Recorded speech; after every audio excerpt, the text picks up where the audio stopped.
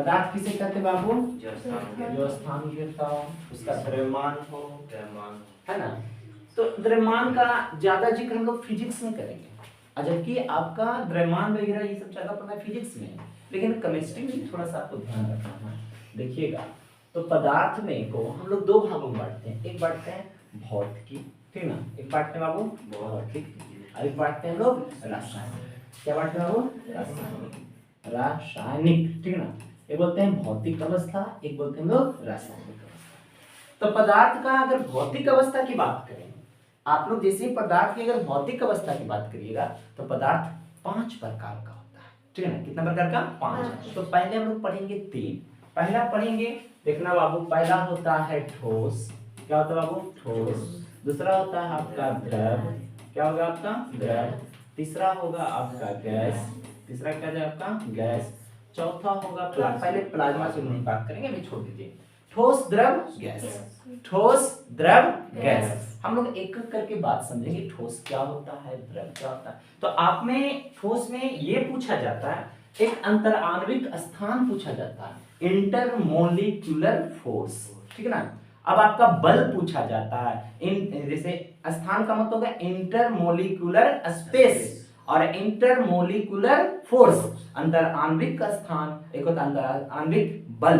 तो ये दोनों को सबसे पहले आप देखिएगा। एक पूछा डेंसिटी, घनत्व, कि किसका घनत्व ज्यादा होगा, किसका गतिज ऊर्जा ज्यादा होगा, ठीक है ना। तो यहाँ पर सबसे पहले हमको समझना है अंतराण्विक स्थान और अंतराण्विक बल, ठीक है ना। देखना बाबू, अंतराण्विक स्थान अगर हम लोग बात करेंगे किसका? ठोस का। तो देखो, कोई भी अगर ठोस होता है बाबू, तो उसका अंतराण्विक स्थान जो होता है बहुत कम होता है। क्या होता है? बहुत कम, एकदम सटा सटा होता है। एक परमाणु, एक कण दूसरे कण से क्या रहेगा बाबू? एकदम सटा सटा रहेगा। इसलिए इसमें अंतराण्विक स्थान क्या होता है? बहुत कम होता है, ठीक है। अंतराण्विक स्थान क्या होता है? बहुत कम होता है। यानी इसमें आपका जो है एकदम देखिएगा, एकदम सटा सटा कण है। देखो, ये क्या आपका सटा सटा, इसलिए इसमें अंतराण्विक स्थान क्या होता है? बहुत कम होता है। तो अंतराण्विक स्थान का मतलब आप समझ गए। तो अंतराण्विक फोर्स समझिए, यानी इसका बल, अंतराण्विक बल बहुत ज्यादा है, क्योंकि इसको क्या करता है? पकड़ के रखता है, ठीक है ना। जितना भी आपका ठोस है, ठोस का मतलब क्या हो गया? ये जो आप देख रहे हैं बाबू, ये ठोस पदार्थ है। कैसा पदार्थ है? ठोस। और ठोस में जो अंतराण्विक स्थान जो है एक दूसरे से ज्यादा दूर नहीं, एकदम निकट निकट, एकदम सटा सटा है। और सटा होने के कारण इसका अंतराण्विक बल भी क्या होता है? ज्यादा होता है, ठीक ना। अगर हम इसी का घनत्व की बात करें, ठीक ना, घनत्व, घनत्व का मतलब होता है बाबू द्रव्यमान बटा आयतन। तो द्रव्यमान छोड़ दीजिए, हम फार्मूला पढ़े। घनत्व का मतलब होता है घना। घनत्व का मतलब क्या होता है? घना। अब इसका देखिएगा, अणु क्या है? एकदम परमाणु एक दूसरे से क्या हुआ? सटा सटा हुआ, एकदम घना है। तो इसका मतलब ये घनत्व भी क्या होगा? ज्यादा होगा। अंतराण्विक स्थान कम, अंतराण्विक स्थान कम, अंतराण्विक बल ज्यादा, घनत्व ज्यादा। एक होता है विसरण। अब यहाँ पर समझना बाबू, विसरण। तो विसरण का मतलब होता है फैलना, ठीक है। विसरण का मतलब होता है फैलना। ये कम विसरण करेगा, यानी ठोस जो है विसरण नहीं करेगा, ये हवा में उड़ेगा नहीं, ठीक है ना, क्योंकि इसका अंतराण्विक स्थान क्या है? बहुत कम है। अब बल क्या है? बहुत ज्यादा है। घनत्व क्या है? ज्यादा है। घना, घ से यानी घनत्व का मतलब होता है घना। घनत्व, घ से मतलब क्या? घनत्व का मतलब क्या हो गया? घना। अब इसका देखा जाए तो क्या घनत्व इसका ज्यादा है। अगर आपसे पूछा जाए ठोस का क्या क्या गुण है, तो पहला गुण क्या बताएंगे? अंतराण्विक स्थान बहुत कम होता है। अंतर यानी उसके बाद बोलेंगे अंतराण्विक बल बहुत ज्यादा होता है, घनत्व ज्यादा होता है, विसरण कम नहीं के बराबर होता है, ठीक है। ऊर्जा यानी गति। अब यहाँ पर देखना वो यही बात करेंगे। अब क्या? द्रव में, द्रव का मतलब क्या? पानी, यानी द्रव। अब यहाँ से देखना, ये द्रव जो होता है इसमें अंतराण्विक स्थान कम होता है, ठीक है। अंतराण्विक स्थान का यानी बहुत, ये क्या था? अंतराण्विक स्थान इसका बहुत ज्यादा था, लेकिन इसमें क्या है? कम है। यानी इसमें सॉरी, इसमें अंतराण्विक स्थान क्या है आपका? कम। इसमें उससे थोड़ा सा क्या आ जाएगा? ज्यादा। किसमें? द्रव में। और गैस की बात करें तो इसमें अंतराण्विक स्थान बहुत ज्यादा होता है, ठीक है ना। यानी अगर आपसे पूछा जाए अंतराण्विक स्थान सबसे ज्यादा किसका? तो गैस का। उससे कम किसका? द्रव का। उससे कम किसका? ठोस का। यानी अंतराण्विक स्थान अगर यही पूछे कि सबसे कम किसका, तो ठोस का, फिर किसका? द्रव का, फिर किसका? गैस। अंतराण्विक स्थान का मतलब हो गया घना है ना। और घनत्व का वही मतलब क्या होता है, घनत्व ज्यादा किसका होगा, ठोस का। आगे आइएगा, उसके बाद हम लोग बोले थे बाबू बल, क्या पढ़े थे, बल। बल अब यहाँ पर देखिएगा, ये देखिए बल क्या होता है, आप ये आपका अंतरांविक स्थान क्या था बाबू, इसमें कम था तो बल ज्यादा था, इसमें अंतरांविक स्थान ज्यादा तो बल इसमें कम, इसमें भी बहुत ज्यादा तो बल इसमें कम। ठीक है, घनत्व सबसे ज्यादा घनत्व किसका होगा, ठोस का। सबसे ज्यादा घनत्व किसका होगा, ठोस का। कान का देख लो, ठीक है, सबसे ज्यादा किसका आपका, ठोस का। यानी घनत्व सबसे ज्यादा किसका मिलेगा बाबू, ठोस का। उससे कम किसका मिलेगा, द्रव का। उससे कम किसका मिलेगा, है ना। अब ऊर्जा की बात करते हैं, ठीक है ना। तो ऊर्जा से पहले विसरण की बात करें। विसरण बता रहे थे, विसरण का मतलब होता है फैलना, विसरण का मतलब होता है फैलना। अब देखना सबसे ज्यादा फैलेगा कौन, तो गैस। गैस जैसे देखो, जैसे एलपीजी सिलेंडर का जैसे लीक हुआ, आप देखते हैं तुरंत फैल जाता है। जैसे तो हवा, हवा भी क्या आपका विसरण में आ जाएगा, विसरण उसमें ज्यादा, यानी फैलने में गैस माहिर, उससे कम कौन, द्रव, और सबसे कम कौन, ठोस। तो विसरण का मतलब क्या होता है, फैलना। यानी सबसे ज्यादा इसमें कौन फैलेगा, गैस, उसके बाद द्रव, उसके बाद ठोस। सबसे ज्यादा कौन, गैस, और सबसे कम कौन, ठोस। द्रव जो है हमेशा बीच में रहता है, समझिए ना। जैसे अभी हम क्या बताए बाबू, ये अंतर आणविक स्थान सबसे ज्यादा किसका, ठोस का। ज्यादा की कम, कम। सबसे कम किसका, ठोस का। और सबसे ज्यादा किसका, गैस का। अरे अंतराण्विक स्थान का मतलब इसका परमाणु क्या होगा, एकदम दूसरे से क्या रहेगा, सटा हुआ, लेकिन इसका परमाणु क्या रहेगा, फैल रहेगा।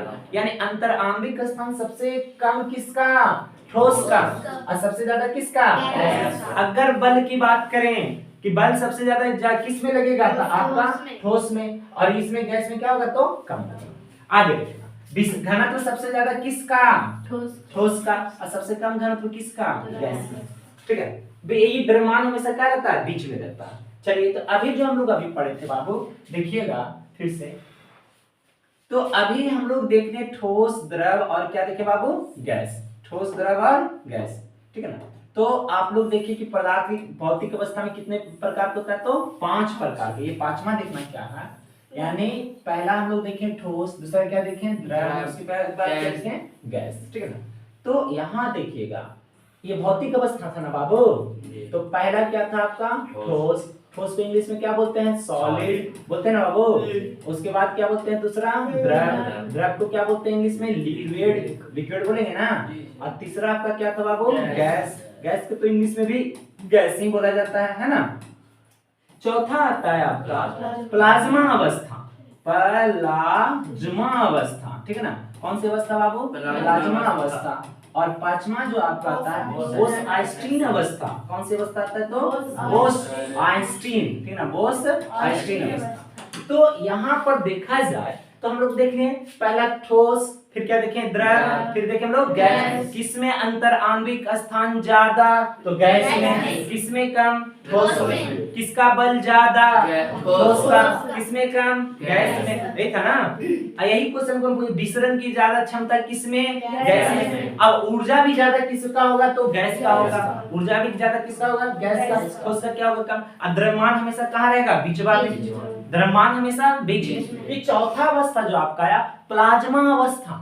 कौन सा ये अवस्था, प्लाज्मा। और पांचवा अवस्था आपका बोस-आइंस्टीन। तो प्लाज्मा अवस्था जो होता है बाबू, ये अवस्था जो होता है सबसे ज्यादा गर्म होता है, ठीक है ना। इसके ऊपर अब गर्म किसी चीज को नहीं किया जाएगा। यानी ये आपका जो अवस्था है ना, प्लाज्मा, सबसे ज्यादा हीट है, सबसे ज्यादा हीट। यानी सबसे ज्यादा अगर कहा जाए कि गर्म में अवस्था में कौन है, तो आपका प्लाज्मा अवस्था। इसके ऊपर किसी पदार्थ को गर्म नहीं किया जा सकता है, ठीक है ना। अब पांचवा जो आपका आता है बोस-आइंस्टीन अवस्था, ये सबसे ज्यादा ठंडा अवस्था है। ये सबसे ज्यादा कौन सा बाबू, ठंडा अवस्था है, ठीक है ना। इसमें बोस-आइंस्टीन नाम क्यों पड़ा, क्योंकि भारत के थे, ये क्या नाम था, जेसी बोस, ठीक है ना। यानी जेसी जो बोस थे बाबू, भारत के वैज्ञानिक थे, ठीक है ना। जेसी बोस कहाँ के वैज्ञानिक थे, आपका भारत के वैज्ञानिक थे। इन्हीं ने खोज किया था बोस का, यानी पांचवा अवस्था का। कौन सी अवस्था, पांचवा अवस्था का। लेकिन जब ये अपना बात लिखवाने के लिए बोला गया, तो इनका बात कोई नहीं माना, ठीक है ना। इनका बात कोई नहीं माना, बोला कि नहीं, आपका बात हम नहीं सुनेंगे। ठीक है। लेकिन ये बात भेज दिए आइंस्टीन के पास, किसके पास भेजे बाबू? तो आइंस्टीन। आइंस्टीन भी केमिस्ट्री का वैज्ञानिक था। ये बात उनके पास जब गया पांचवावस्था के बारे में, तो बोला कि ठीक है, ऑर्डर नहीं, उनको क्या बोला जाता है, मैसेज किए। मैसेज का मतलब उसमें क्या था, आज जैसा मैसेज नहीं, उसमें पोस्ट कार्ड, ये टेलीग्राम होता था। तो ये मैसेज है किनके पास? आइंस्टाइन के पास। आइंस्टाइन बोले कि ठीक है, ये देखें कि ये पांचवा अवस्था सही बात है। ये कौन सा अवस्था है? ये इतना ठंडा है, इसके बाद कोई वस्तु को ठंडा नहीं किया जा सकता है, यानी -273 डिग्री सेल्सियस से किसी भी पदार्थ को ज्यादा ठंडा नहीं कर पाइएगा। और ये क्या था? चौथा अवस्था, प्लाज्मा अवस्था, जो सबसे ज्यादा गर्म अवस्था था और ये सबसे ठंडा अवस्था था। तो ये खोज किए थे कौन? बोसर ने। लेकिन इनका बात उसमें नहीं छपा। कहां, किसके पास गया? आइंस्टीन के पास। आइंस्टीन के पास गया तो आइंस्टीन जब बोले कि नहीं छपाया जाए, तो आइंस्टीन बहुत बड़े वैज्ञानिक थे, तो उनके कहने पर लोग छाप दिए। ठीक है, मीडिया। तो जब छपा गया तो बोले कि ये अब ये खोज कौन किया है? तो बोले कि बोस, जेसी बोस के, बोस का नाम दे दीजिए। ठीक है ना, इतना ईमानदारी था उस समय। तो आइंस्टीन बोले कि ठीक है, बोस का नाम हम दे देंगे। लेकिन ये बात बोस को जब मालूम हुआ, तो बोस बोले कि अगर आइंस्टीन नहीं होता, ये मेरा जो खोज किया गया था ये पब्लिक नहीं होता। तो एक काम कीजिए, दोनों मिलाकर नाम दे दीजिए, यानी आइंस्टीन और बोस। इसीलिए इसका नाम क्या पड़ गया? बोस आइंस्टीन। ठीक है ना, कंडेंसेंट। ठीक है, ये आपका नाम क्या पड़ गया बाबू? बोस आइंस्टीन। क्योंकि अगर ये दोनों अगर नहीं होते, ठीक है ना, बोस नहीं होते तो खोज नहीं होता, आइंस्टीन नहीं होते तो पब्लिक नहीं होता, है ना।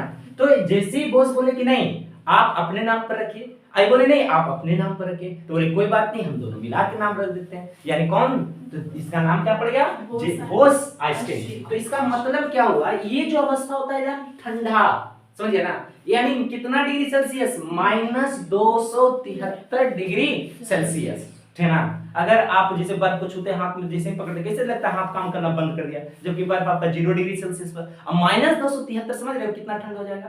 यानी इसके बाद किसी भी पदार्थ को ठंड नहीं किया जाता। ये कौन सी अवस्था? बोस आइंस्टीन अवस्था।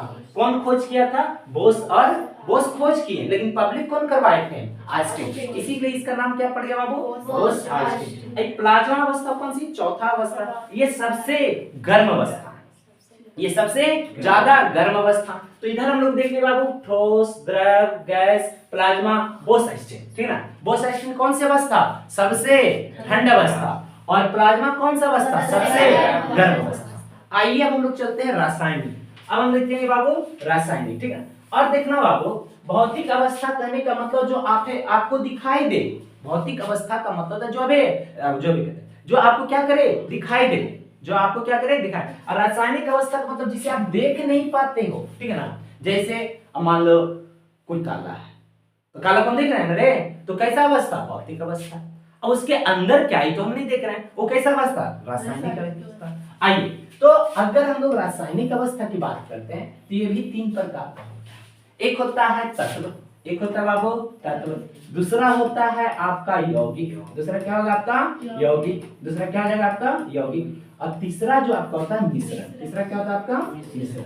यानी तत्व, यौगिक और मिश्रण। यानी हम लोग देखें भौतिक अवस्था कितने प्रकार के? 5। ठोस, द्रव, गैस, प्लाज्मा, बोस आइंस्टीन। इसमें हम लोग देखें अंतर आणविक स्थान क्या होता है, घनत्व क्या होता है। जो ज्यादा घना उसका घनत्व ज्यादा, जो ज्यादा फैला रहेगा उसका घनत्व कम। जैसे गैस एकदम फैला रहता है तो उसका घनत्व क्या होगा? कम होगा। और ठोस क्या होता है? घना होता है, उसका घनत्व क्या होगा? ज्यादा होगा। अंतर आणविक स्थान सबसे कम किस में? ठोस में। सबसे ज्यादा किस में? गैस में। अंतर आणविक बल यानी जो पकड़ के रख रहे सबसे ज्यादा किस में? ठोस में। ठीक है, तो अब यहां से आप देख रहे हो बाबू, तो अब आपका जो बन गया ये कौन सा अवस्था? रासायनिक अवस्था। अब हम देख रहे हैं तत्व, यौगिक और मिश्रण। तो हम लोग देखें यहाँ पर क्या? ठोस, द्रव, गैस। अब प्लाज्मा अवस्था को कौन? प्लाज्मा का मतलब क्या? सबसे गर्म अवस्था, यानी इसके बाद किसी पदार्थ को गर्म नहीं किया जा सकता। और बोस आइंस्टीन का मतलब सबसे ठंड अवस्था, इसके बाद किसी को हम ठंडा नहीं कर सकते हैं। ठीक है ना। तो अब आप देखें ना बाबू, तो यहाँ पर हम लोग देखें क्या है आपका? यौगिक, रासायनिक। रासायनिक में तत्व, यौगिक और मिश्रण। तत्व आप लोग सुने होंगे बाबू, तत्व जो अकेले रहे वो तत्व, जैसे हाइड्रोजन क्या है आपका तत्व है, हीलियम क्या है आपका, हीलियम लिख दिए, हीलियम क्या है आपका तत्व है, हाइड्रोजन क्या आपका तत्व है, ऑक्सीजन क्या आपका तत्व है।